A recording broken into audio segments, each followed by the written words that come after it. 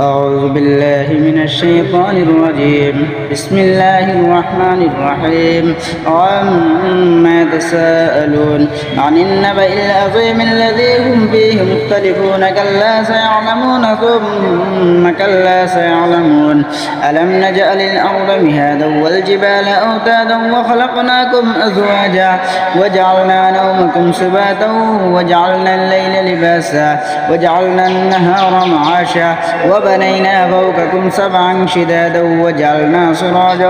وهاجا وأنزلنا من المعصرات ماء سجاجا لنخرج به هبا ونباتا وجنات ألفافا إن يوم الفصل كان ميقاتا يوم ينفخ في الصور فتأتون أفواجا وفتحت السماء فكانت أبوابا وسيرت الجبال فكانت سرابا إن جهنم كانت مرصادا للطاغين مآبا لابثين فيها أحقابا لا يذوقون فيها بردا ولا شرابا إلا هميما وغساقا جزاء وفاقا إنهم كانوا لا يرجون حسابا وكذبوا بآياتنا كذابا وكل شيء أحصيناه خطابا فذوقوا فلن نزيدكم إلا عذابا إن للمتقين مفازا حدائق وعنابا وكواعب أترابا وكأسا دهاقا لا يسمعون فيها لغوا ولا كذابا جزاء